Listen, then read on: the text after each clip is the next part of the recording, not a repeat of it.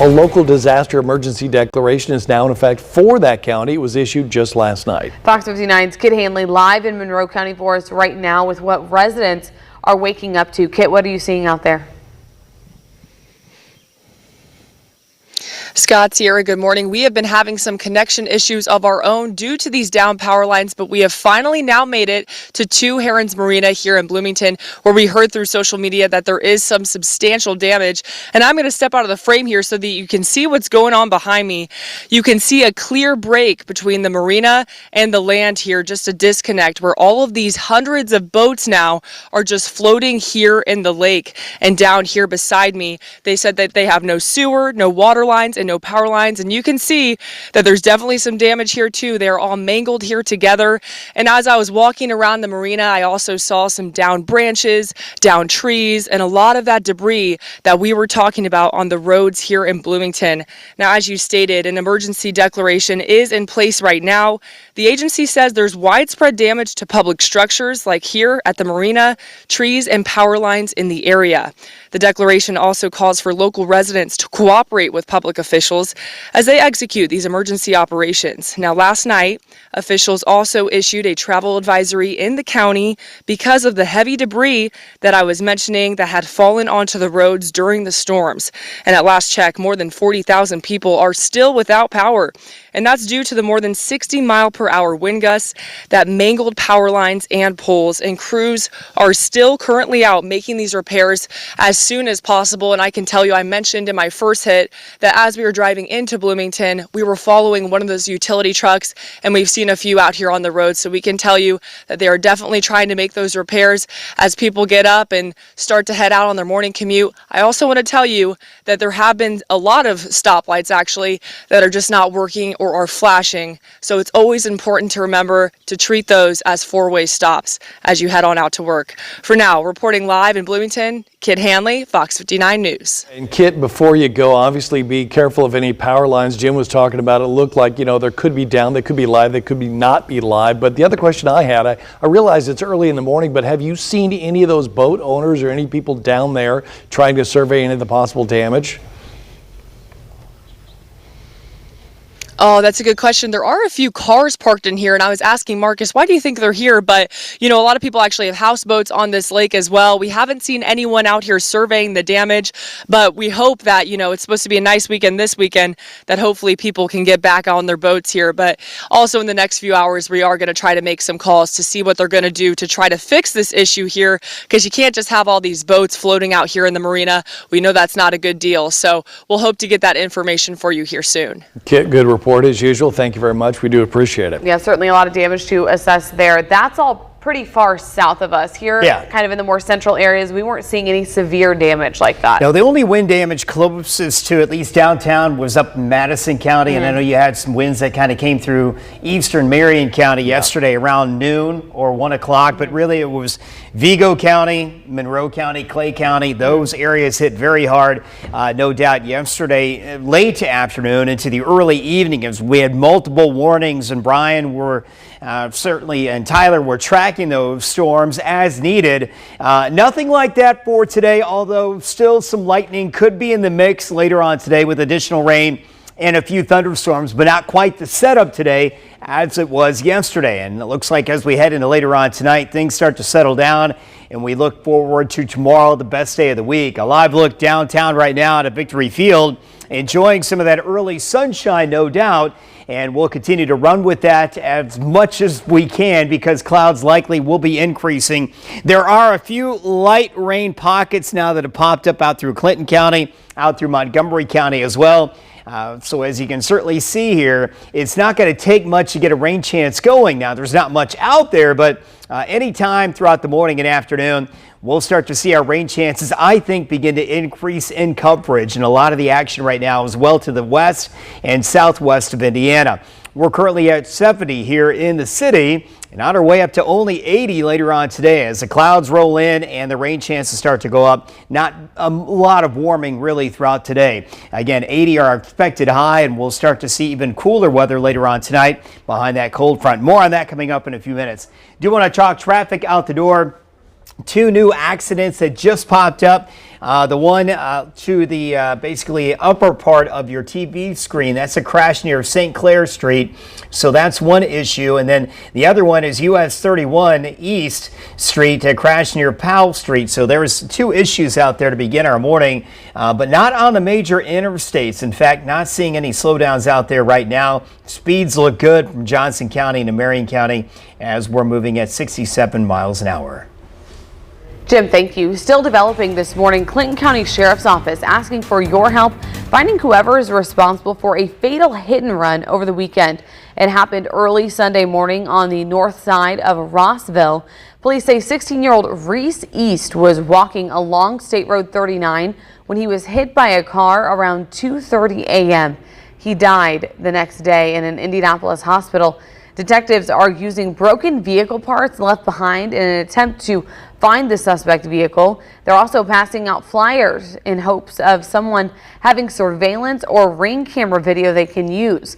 Right now, they believe that the driver turned off of a side street or made a U-turn north of State Road 26 after the crash. The sheriff says that they are looking for any cars with damage to the front passenger side in Clinton County and beyond.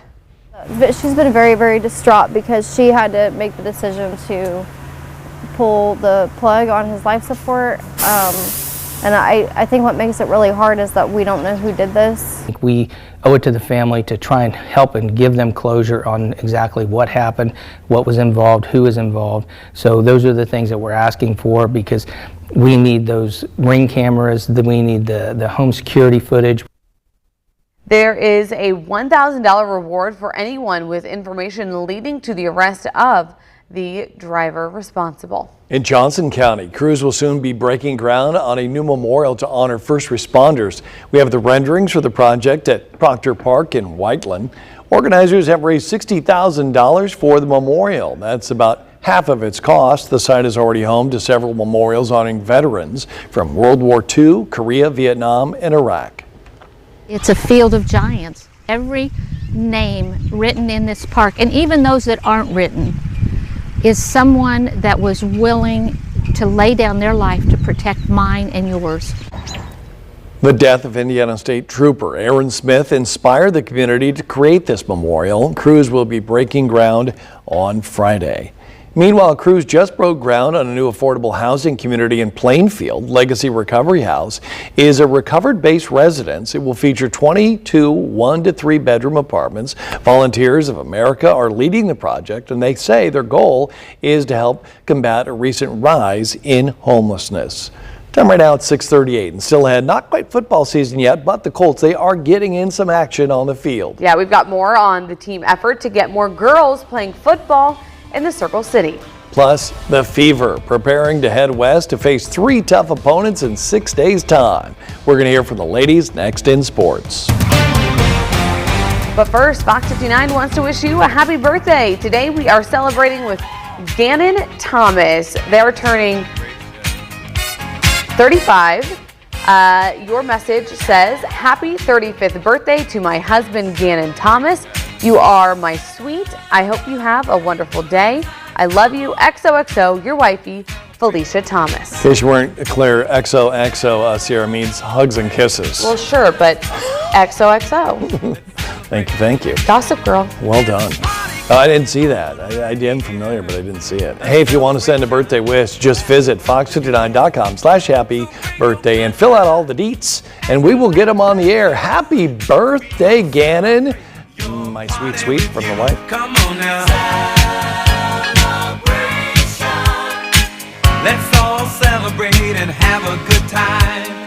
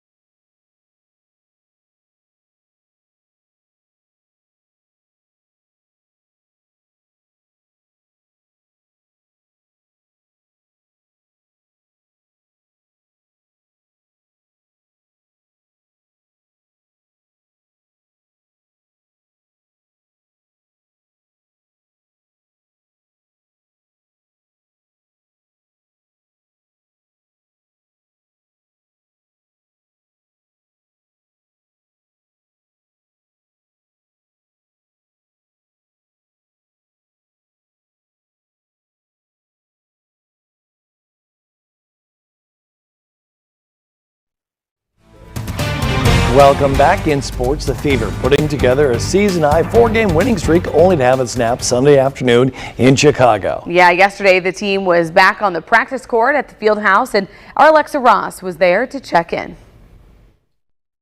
The Fever's hot streak came to a screeching halt Sunday in a 1-point loss to the Sky. It stinks. Like, it was a game we felt like we could have, won and put ourselves in a position to win after 3 quarters. I think you can't dwell on it too much, but it can't happen again. Caitlin Clark dished out a franchise-high 13 assists in Chicago, but did not go for a final shot to win.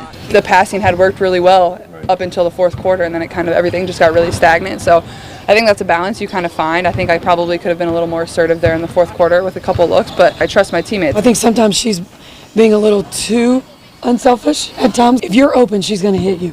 I think she turns down some shots. I'd like her to take some shots that when she comes off, she knows she has the green light. From winning 4 straight to losing 1 in heartbreaking fashion, the emphasis has to be on defense, which is something head coach Christy Sides has been preaching all year long. Sometimes when things get tight, that's when we kind of stop talking. And that's when you have to talk the most. So just in those moments, we've got to do a lot more communicating on the defensive end. Offensively, yes, we have to be better execution-wise, but I do think being able to get a stop, I mean, it came down to the wire. Every time you step on the court, the intensity's high. There's just so much at stake each and every game, and so we just want to be ready for it. They'll have to be ready Thursday night with the Seattle Storm on the horizon. With the Fever, I'm Alexa Ross. All right, to the Blue Zone now. The Colts and Girls Inc. of Greater Indianapolis partnering up to inspire young girls in our community on Tuesday. 50 girls aged 6 to 12 participated in a flag football clinic. They are all part of the organization's summer camp program. Girls Inc. works to support girls to be strong, smart, and bold. Our entire job here is to provide opportunities, experiences, and tools in order for our girls to thrive later in life. I appreciate them a lot for being able to come out here today and do this with us. I love playing football personally, so I like doing it a lot, and it's really fun. Go Girl! The Colts have prioritized introducing flag football to new generations of young people. Hey, it won't be long before football season begins here again in Indianapolis. The official first game of the season is September 8th against the Houston Texans, and it's a home game that is airing over on our partner station, CBS 4 Indy, with a kickoff set for 1 p.m. You can find that schedule on the Colts website. Now, a different kind of football happening today. Another hurdle for the mayor's plan to bring Major League Soccer to Indy. Council members will vote on the proposed professional sports development area. That's the camera I'm on. It's a special taxing district that would be used to build a new soccer stadium. Now, if approved, it then heads to the State House for further review. Mayor Joe Hogsett saying if it is successful, then he will then apply for an MLS franchise. If he gets the green light from the MLS, Hogsett says that he will then move forward with constructing the stadium. Other cities also vying for one too. We're going to have an update for you on the vote later on Fox 59 Evening News. Meanwhile, looking ahead, the Brickyard 400 is now less than a month away. NASCAR returning to the Oval from July the 19th through the 21st, but heads up, ticket prices, they go up on Friday. The Brickyard 400 is celebrating its 30th anniversary this summer. There's a banner up at IMS outside of Gate 2 highlighting some of the iconic moments from the race. Right now, tickets are $40, but will go up to $50 on Friday. You can find more race day details, tickets, and parking information online at IndianapolisMotorspeedway.com. After the break, a check of your forecast, plus a news story highlighting a brave swimmer. Yeah, the woman who's already completed a number of long-distance swims, she's attempting one more. We're sharing her story coming up. First, though, let's send it over to Daniel with more on what else is coming up later at 7. Sierra, Scott, good morning to the both of you. We do have much more ahead next at 7. America's birthday is just over a week away, and Central Indiana is celebrating in style. This morning, I'm sitting down with organizers of Carmel Fest to talk about this year's event. And with National PTSD Awareness Day happening tomorrow, we're shedding light this morning on one local organization's effort to combat the disorder locally. And domino effect of events leads to a deadly police shooting in Indianapolis. We're taking a deeper look at the violent situation officers found themselves in after a suspect led them on a chase across town. That coming up at 7 o'clock.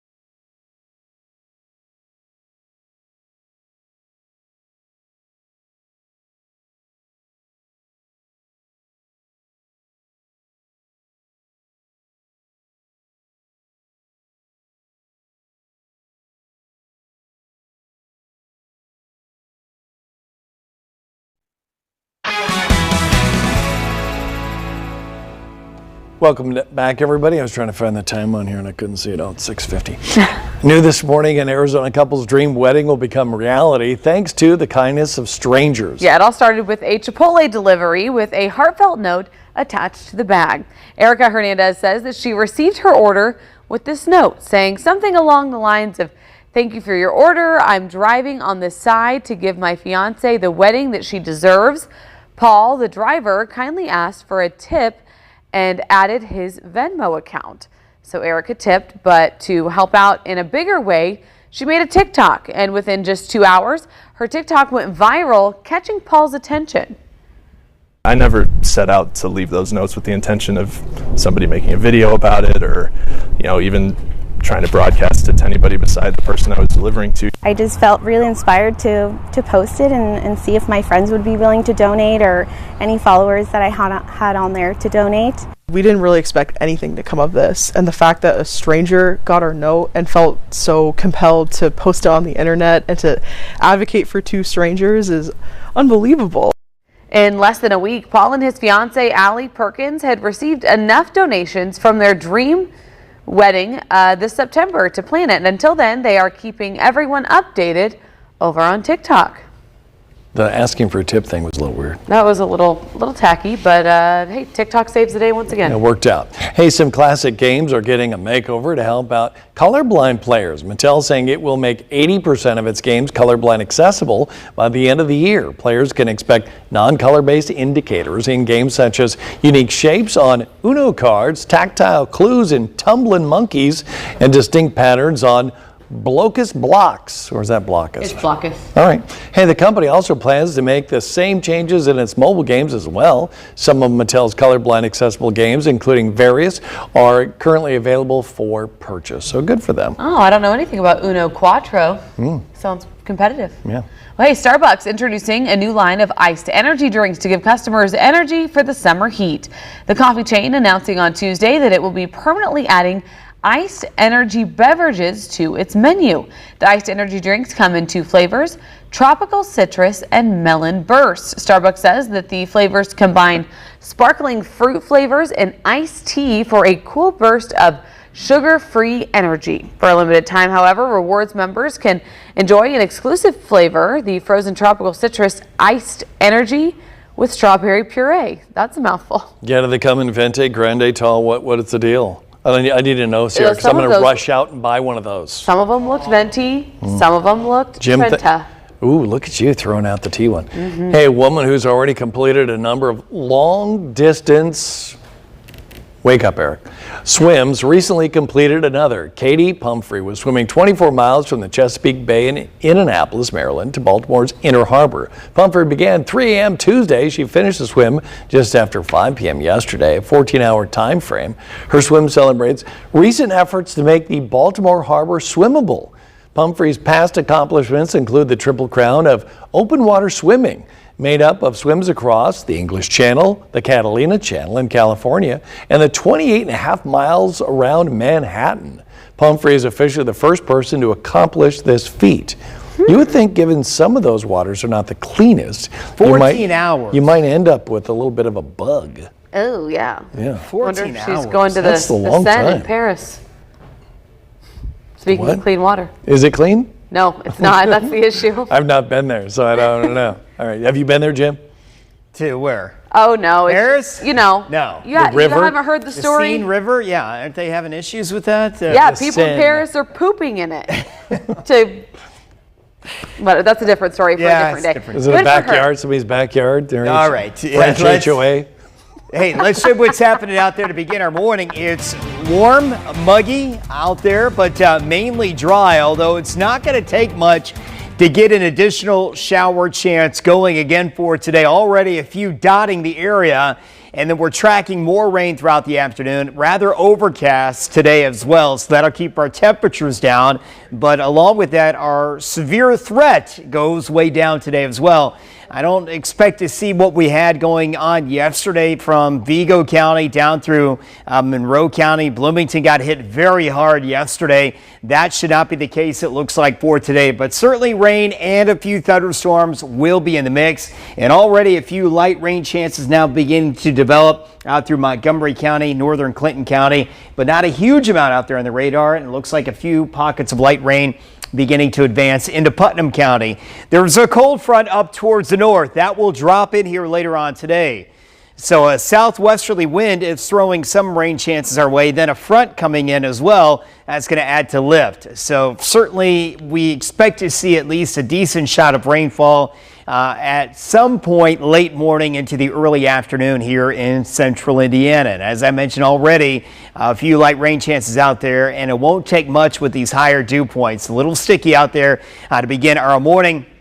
And really is going to stay that way throughout the afternoon, even though we don't warm up a whole bunch for today. We're only getting up to 80 degrees. Now, here's that threat later on today from Cincinnati down towards eastern Kentucky. Even southern Indiana still could look at a stronger type thunderstorm, but not quite the setup that we had on Tuesday. As we take a look at our futurecast models taking us into the late morning and on through the afternoon, there are the rain chances and the front coming on through. That will eventually clear us out. Now, we hit 87 degrees on Tuesday. Today's high nearing 80. So a much cooler day and a day below average. And it looks like we'll keep that trend going into tonight and into tomorrow as well. Skies clear out. Rain comes to an end, it looks like, by early evening. And as we see this clearing sky, we're back down into the lower 60s early tomorrow morning. Should be a fantastic day tomorrow. Best day of the week. We're going to enjoy all kinds of sunshine and a low number in the terms of our dew points. Low humidity tomorrow. Really fantastic weather on Thursday. Friday looks good. Storm chances late Friday into Saturday. It will be a bit unsettled on the front end of the weekend, it looks like. Sunday afternoon, though, looks incredible with a high of 80. And we'll start cool early Monday morning for that first day of July. Jim, time right now at 6:57. Much more news ahead in the next hour. That's right. Daniel here to tell us what's coming up next at 7. Daniel, good morning. Good morning, Sierra. Good morning to you too, Scott. And good morning to you. Happy Wednesday. A man is behind bars this morning in connection to a weekend stabbing in Lawrence. Coming up next at 7, hear how police were able to connect him to this horrific incident.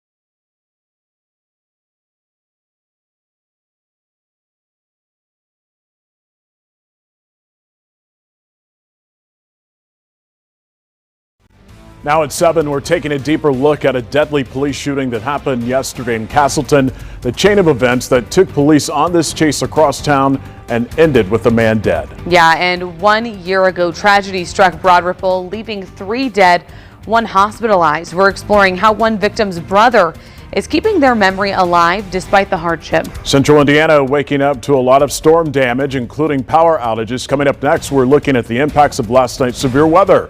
Fox 59 Morning News at 7 starts now. From Indiana's #1 news source, this is Fox 59 Morning News. Hey, good morning. Monroe County has declared a local disaster declaration after strong storms moved through central Indiana. The heavy rain knocking down trees and several homes and businesses as well. This is a look at outages in that area right now. Around more than 40,000 customers are without power. A lot of those are in the Bloomington area. Good morning to you, and thank you for joining us this morning. I'm Daniel Miller. I'm Sierra Hignite, and for Angela Ganote this morning. Jim also with us here this morning. A lot of pictures, videos have been coming in, Jim, where we can really see the damage. I just saw one on Facebook of a woman I know. They have a spot in Bloomington, and a tree came through the ceiling of their bathroom. Yeah, big trees too. I mean, these aren't, branches. We're talking trees that were, wide in circumference and certainly snapped with these straight line winds that we had moving through areas of Bloomington. You can certainly see the storm reports from yesterday across really southern Indiana all the way back out through Illinois. But even up in Madison County, around noontime yesterday, we had that other line of thunderstorms that came through, and there were no warnings with it, special weather statements, and we did have trees that were knocked down in Madison County as well. But really the hardest hit areas, Vigo County and down through Monroe County, Bloomington more specifically. We've got Kit down there. She's going to be reporting on some of the issues down there, and a lot of cleanup gets underway. Rain chances around right now. They're kind of dotting the area, nothing too heavy out there. We will be watching rain chances increasing throughout the morning into the afternoon. Cold front on the move, just starting to see that front now begin to make its way through Iowa and Wisconsin. That's going to drop in here, and once that front clears, we begin to dry out later on tonight. So an unsettled day and rather cloudy. We're at 70 degrees outside right now and looking for a high today, only topping out at 80. As we take a look at traffic out the door as well this morning, a few accidents out there to begin our morning now. A few issues, no doubt. As you can see, we have that crash at US 31 East Street, crash near Powell. And then we have that other crash inside 465 this morning at Gray Street. So a few issues out there, but nothing too major, at least on the interstates, to begin our Wednesday, guys. Jim, thank you. An IMPD officer and a Lawrence police officer shot and killed a man in Castleton on Tuesday afternoon after police initially responded to a separate shooting on the northwest side. Metro Police say the two incidents are connected. Fox 59's Cameron Riddle joins us this morning with the details. Cameron, this is a complicated investigation. Well, IMPD spent several hours at the Avery Point apartment complex investigating a case that initially started as a shooting almost 11 miles across town. It was 3 o'clock in the afternoon when IMPD says police initially responded to a business park on Wesleyan Road on the northwest side. Police had received multiple reports of shots fired in that area. Multiple agencies got involved after the suspect took off in a truck. IMPD Chief Chris Bailey says the state police, IMPD, Lawrence Police, and Marion County Sheriff's Office began pursuing that suspect for several miles. The chase ended at Avery Point Apartments on Maple Leaf Lane. Detectives learned it started as a domestic incident between a man and a woman. Police say the suspect shot and injured the woman and then bit and wounded a second person who tried to jump in and help. And the suspect had a female inside the residence at knife point. Officers gave that individual several commands to drop the knife, at which time there was an officer involved shooting. Says one IMPD officer and one Lawrence police officer shot and killed the suspect. Investigators say they also found a knife at the apartment and a rifle at the scene on the northwest side. IMPD says the woman held at knife point was uninjured and the two wounded on the northwest side are now recovering. Meanwhile, both officers who fired their weapons have now been placed on administrative leave, which is standard practice after an officer-involved shooting. I'm Cameron Riddle, Fox 59 News. A 14-year-old is now sitting in jail this morning after being accused in an armed carjacking on Indy's southeast side. It happened Monday. Police say they spotted the teen in a reportedly stolen vehicle. They tried to pull the teen over, but the teen sped off. Officers chased the teen until they drove into a cornfield near East Raymond. Police later found the suspect hiding in a nearby garage. The fact that we had a 14-year-old with a firearm out committing violent crimes should be shocking to everyone. It should be reason for parents and guardians, youth advocates to start stepping up and to step in and to help get this reckless behavior of these juveniles under control. IMPD says a second suspect got away before officers could make an arrest. A Lawrence man is in jail after a deadly stabbing. Court documents revealing the suspect was getting payback for his dog. Yeah, police say 40-year-old Andrew Brown stabbed 51-year-old Lonnie Naylor Saturday afternoon near 46th and Shadeland. Police say Naylor stabbed Brown's dog after it bit a teenage boy. Police claim surveillance video shows Brown stab Naylor as he tried to run away. You take somebody's life, but in a sense, you're taking your life away as well. Walk away, calmer heads prevail. Brown is now being held without bond pending formal charges. Families continue to remember their loved ones 1 year after a deadly shooting claimed the lives of 3 people in Broad Ripple. This is Broad Ripple Avenue, and that's where the shooting happened back in June of last year. Police say a disturbance led to the shooting, which killed 3 people and injured another victim. One of the victims was Chris Wilson. He was only 22 at the time of the shooting. We were just so close. It would be some things that I would do or I would think is funny, and I'm like, Chris would have thought this was like hilarious, or I'll make something to eat and I'm like, he would have ate some of this. Like, it's just, I don't know. It's hard not to keep his name alive because everything I do is just like he's like a reflection. So he'll just always be there, always looking over me. Just hours after that shooting, Broad Ripple officials wanted to implement a gun-free zone, but those plans never came to fruition. Instead, IMPD is utilizing new technology and special events teams to combat violence. Their job is to ensure that they are roving those areas and they are getting their instructions from supervisors within those teams where to be, and to ensure that the safety, if we see any trouble possibly arising, that we could possibly diffuse that situation quicker without any incident. Police say there's been a 30% drop in violent crime over the past year in Broad Ripple. This morning, Indiana State Police looking for a missing 14-year-old from Logansport. Bryson Muir was last seen on June 16th in Ohio with his mother, now Kristen Muir. Police believe that they are in a white 2015 Chevy Suburban that belongs to Servant Leaders Foundation in Kokomo. Shortly after they left Ohio, Muir was pulled over but Bryson was not in the car. Last week, ISP says that they were tipped off that Bryson may be in physical danger, suffering from domestic abuse. They encourage anyone with information on Bryson's whereabouts to come forward and call 911 immediately. Indiana State Police say an Indianapolis mother plotted to kidnap her 7-year-old child. Police say the child's biological mother, Brandy Clark, doesn't have legal custody. They say she worked with the child's 2 adult half-sisters and told the child's father they were taking the child to an amusement park in southern Indiana, but that never happened. Instead, police say the 2 women met Clark at an airport in Missouri and flew to Texas. We're thankful that eventually we, as the state police, were able to get involved and work so quickly to find the child, because time wasn't on our side, and who knows what could have happened had we delayed any more with this investigation. Clark was arrested in Texas and faces kidnapping charges. The 2 half-sisters were arrested here in Indiana and face preliminary kidnapping charges. Right now, your time is just before 7:10. An American journalist back in court this morning for the start of a trial involving spying allegations. Yeah, just ahead this morning, we're taking a look into what those charges Evan Gershkovich faced in that trial. Plus, an appeals court blocked a certain type of student loan repayment option. We're looking into why the court blocked that option and what officials have to say about the decision. Jim? All right, a lot of dry territory, but already a few rain chances now developing on the radar. Keep that in mind. Your Keller & Keller umbrella forecast. Certainly an active day. We're watching a cold front coming in. More on that coming up in a few minutes.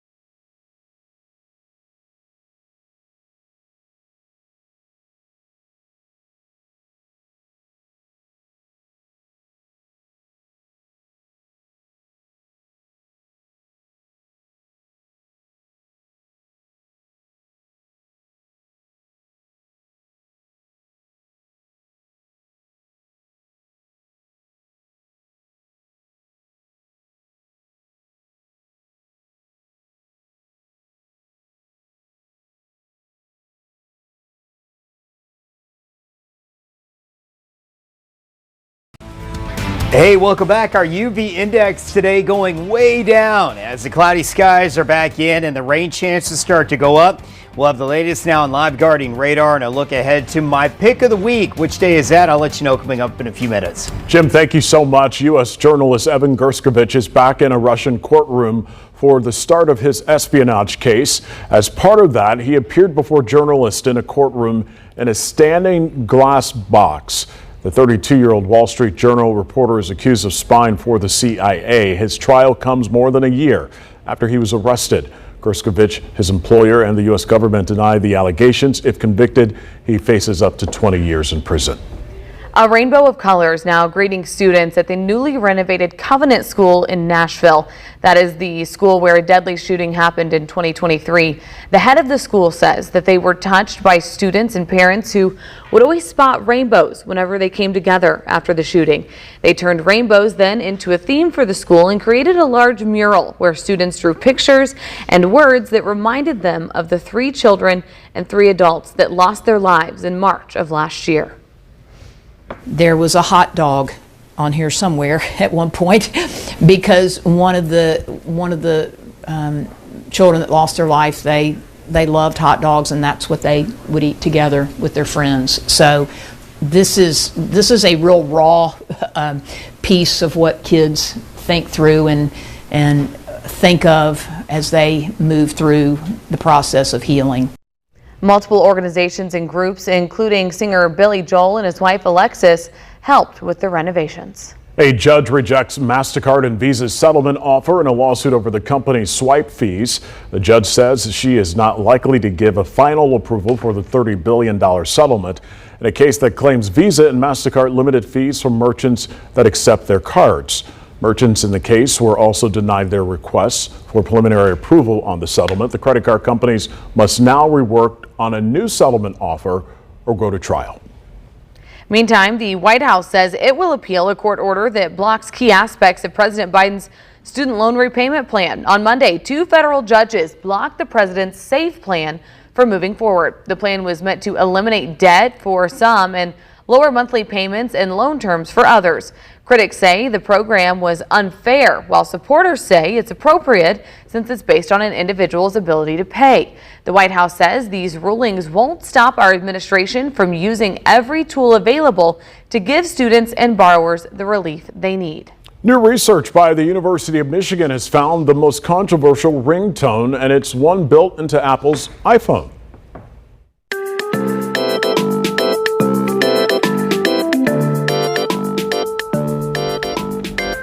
Do you recognize it? It's called By the Seaside. People have a lot of love-hate relationship with that ringtone. While some like it, others compare it to nails on a chalkboard. The chair of music theory at the University of Michigan says it's because the ringtone has musical elements that make it difficult to listen to. For one, it has no discernible key, By the Seaside. Also doesn't end on a downbeat. So there's no feeling of resolution when it pauses and then starts again. He says there's also an overall robotic but cheesy sound to it that makes people very uneasy. Definitely not the one I use to wake myself up in the morning. No, though I will say the most unpopular one for me is the standard alarm sound. I know it's not a ringtone, it's but cringy. No, it is. It just, you hear it and you're like, no. And I don't know why I haven't changed it yet because I just hate that sound. Yeah, so much. in Like, general. why can't I just Because pick another one? it wakes you up. Yeah, I know. Because you need it to stop. Yeah. Yeah, I miss the days when you used to buy ringtones, like on your flip phone. Oh, I Remember, didn't know you you could could buy do them. that. Mm-hmm. Oh yeah, and sure you ringback still can. tones. You probably, I'm sure you can can modify it. I don't know how you would do that now. Yeah.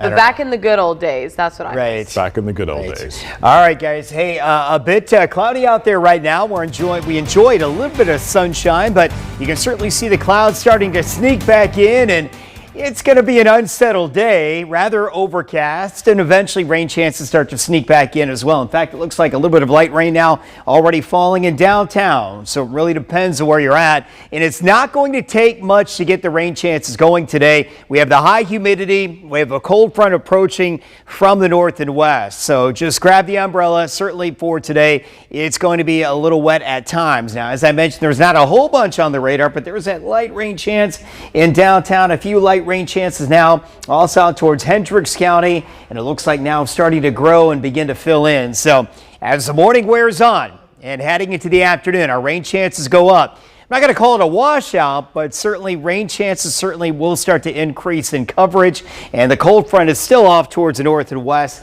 That will be dropping in here later on today. So as that front comes on through, we'll begin to dry out, but that's not going to happen until later on this evening. Cloudy out at the airport, but I can tell you rain falling in downtown and a southwest wind at 9 miles an hour. So just know with the added rain chances now going up, cloudy skies are going to hang around. That's going to keep us on the cooler side of things as we're holding at 70 out at the airport and dew points at 66. Yes, it is muggy, but as I mentioned with the cloudy skies today, our temperatures are just not going to warm up a whole bunch throughout the afternoon. We're only going to top out at 80 today, and we'll start to see the winds change around to the northwest later on this afternoon. Here's that severe threat today. You know, yesterday we were in the yellow, not the case today. So I think our storm chances are much lower today, although still some lightning will occur. I don't think we have the setup like we did yesterday with that wind damage, certainly that we had down in Bloomington and extending back out through Vigo County. So here's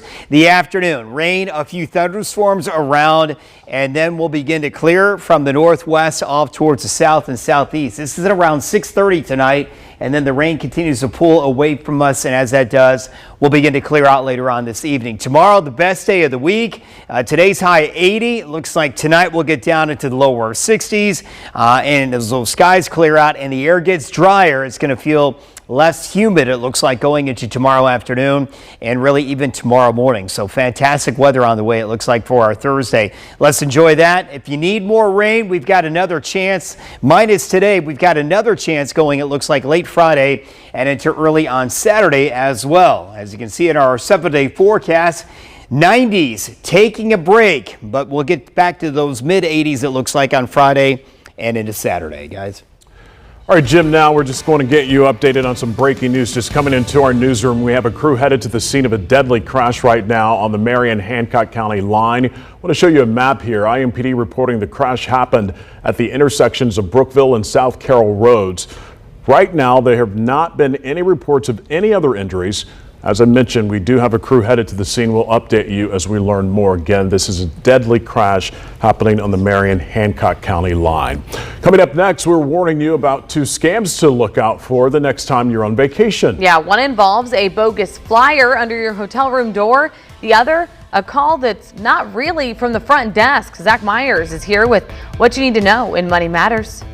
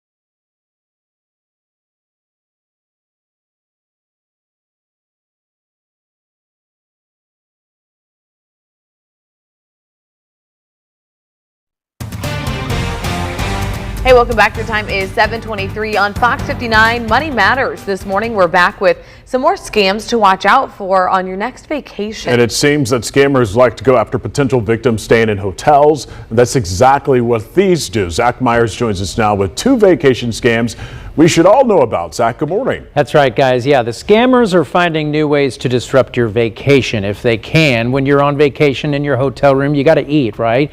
Well, the scammers know that. One scam that's been working for years involves bad guys walking through hotels, slipping flyers under the door for a nearby pizza place or a fake room service menu. Why would you question that, right?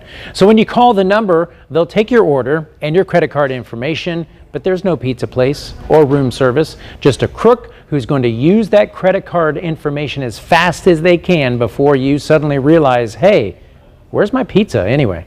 The experts at Scamicide say a good rule to follow is just never trust a flyer under your door. You can also Google the name of the pizza place and see if it's real and if the phone number matches. As for room service, well, you should be able to call them with the button on your room phone, not a flyer slid under your door. Here's another one you don't want to sleep on, literally. Say it's 3 a.m. You're in a deep sleep in your hotel and the front desk calls your room phone. They say, we're sorry, we've had a problem with your room reservation and payment. We need to run your card again. Would you grab your wallet, half asleep, and read them the information? Or snap out of your daze and realize it's a scammer calling your room from outside the building? This one's called the fake front desk scam, and it's just another way for crooks to trick you into reading your credit card information over the phone. They're hoping to catch you half asleep. According to the watchdogs at Trend Micro, the best way to handle that call is to hang up and just call the front desk back. There's a good bet they won't know what you're talking about. Or you can say that you'll come down to the front desk at a reasonable hour and handle it in person, then hang up. I've got more on these and other vacation scams attached to this story at fox59.com. Guys, don't fall for them. The flyer under the door thing, though, I mean, that could, that's crazy. You know, if it looks real, yeah, pizza sounds good, right? Great. Zach, thanks for that. NDOT is taking a bit of a break as summer travel is expected to skyrocket. That's right. That's for the 4th of July holiday. In total, more than 70 million people are expected to travel, with 60 million of them on the roadway. Starting today, NDOT will clear their crews off the road to make room for increased travel. While NDOT says they won't be making any big changes to routes next week, they still recommend planning ahead. Our crews will get off the road Wednesday evening, be off the road Thursday, and then get back on the roads Friday morning. Whatever you see probably on Monday and Tuesday is what it's going to look like on Thursday. So just plan ahead for whatever your roads look like or whatever your route looks like for that closure or that restriction. The busiest time on the road is expected to be the day before the 4th of July and the Sunday after. Central Indiana getting its first LL Bean store. The retailer says the store will open this fall at River's Edge. That's on East 82nd Street. It's one of 4 new LL Bean stores opening in the U.S. this year. The retailer will begin hiring full and part-time staff later on this summer. LL Bean is known for its sturdy outdoor gear and recreation equipment. They've been around a very, very long time. I have a jacket there that's probably 15, 20 years old. And it was handed down to me and it's still perfect condition. And a backpack much older than that. Yeah. For me. Right. Well, hey, the major vote happening later today that could decide if Major League Soccer is even a possibility for Indy. We're going to look exactly what plans the city council is voting on.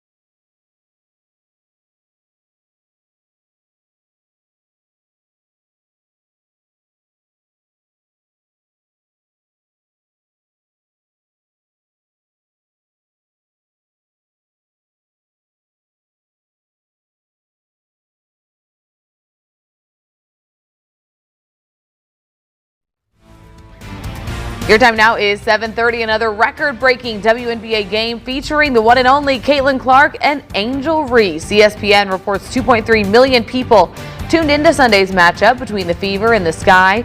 Their previous record-breaking matchup drew in 2.2 million viewers. Overall, WNBA viewership has been up 40% from last year. And attendance too. A lot of folks have been going at least to Gamebridge to see these games, especially with Clark playing on the Fever. So that's good. Good for the WNBA for sure. Becoming like a little bit of a rivalry. Yeah. So I like a little rivalry like, in basketball. You know, I'm trying to think Magic and Larry. Oh, yeah. Kind of a little bit of a, I like that comparison. So it's very but good. I think everybody's Caitlin Clark's rival these days in their eyes. I don't know that she sees it, but Angel and Caitlin are probably they equal both rivals. have come up together. Yes, so both rookies this it'll year. It's not like it's going away. No, let's put it that way. It's not certainly like it's not. 1 year and done. So that'll be ongoing. All right, rain chances on the rise already. Starting to see some light rainfall here in downtown. I had a rough day yesterday, no doubt, down through Bloomington, Vigo County, guys. We had strong wind gusts, a lot of wind damage down in Bloomington. We're adding more rain to it to begin our morning. And as you can certainly see on live guarding radar, the radar becoming a bit more active. Not much lightning out there, not seeing any of that. But if you're watching out in Hendricks County, also out towards Montgomery County, now into Boone County, eventually some rain there, light rain falling in downtown. So it's just going to be one of these days a bit unsettled. Not a great day out on the water, not a great day out at the pool. Cloudy skies are definitely going to win out, and eventually that front is going to drop in here as well. And so that's going to keep the cloud cover going today. I mean, our UV index extremely low today, and we're holding at 70 in downtown. Now it is muggy and still mild, but we're just not going to warm up a whole bunch for today. A high that only tops out at 80, and still that storm threat around today, but much lower chances than what we had going back on Tuesday. All right, let's talk traffic out the door. Still dealing with some slowdowns, a few accidents in and around downtown, but not necessarily on the interstates. You can see a few here inside 465, and then that one along US 31 East Street, that crash near Powell Street to begin our Wednesday. Things starting to get, bogged down a little bit on the city's northeast side as you're making that connection from I-69 to 465. But some good news, we're not seeing any major issues on the interstates to begin our Wednesday, guys.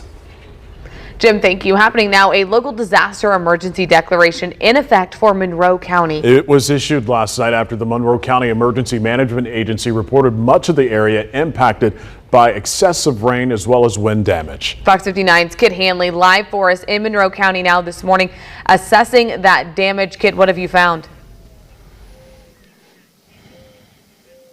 Hey, Sierra, Daniel, good morning. We are here at 2 Herons Marina in Bloomington, and as we found out through a social media post last night, there is substantial damage here, and I'm going to step out of the frame so you can see that that is indeed true. Now, we can see that the entire marina is completely disconnected from the land here. So now as we pan out, over 100 boats are here just floating in the lake. And now as we look beside me, we also know through the post that there are no working sewer lines, power lines, or water lines. And this mangled mess here of power lines and sewer lines is probably a testament to that. Now, last hour you guys asked me if any owners had been out here to assess the damage on their boats or on any of their property, and literally right after we got off of that hit, a few of the owners stopped on by and we got a chance to speak to an avid boat goer who said, this is the worst damage he's seen here at the marina through the years. And he says that he had seen the post on social media last night, but as he witnessed here today, it was a lot worse than he expected it to be. This right here is the ramp that led down to that platform right next to that gray building.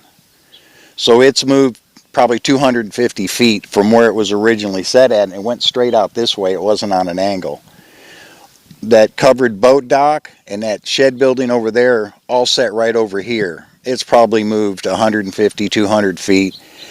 And I can see damage to the roof. I can see the top of our boat, but I can't see if there's any damage on it because I can't get to it.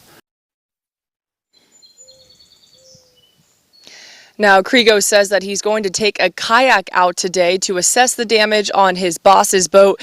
And just before the hit, we actually saw a few people out on a paddle boat that were trying to assess the damage on their own boats. And when we were speaking to Krigo, he also said that the winds that he experienced last night here in Bloomington were the worst that he's ever seen. And mind you, they did get up to over 60 miles per hour. Now, we also do want to touch on the fact that there are thousands of people still without power this morning. And at last check on Duke Energy's outage map, there were about 40,000 people still without power. Now, we do know that crews are working as best they can to get families power back on at this hour. And of course, this declaration is still currently underway. For now, reporting live in Monroe County, Kit Hanley, Fox 59 News. Thank you.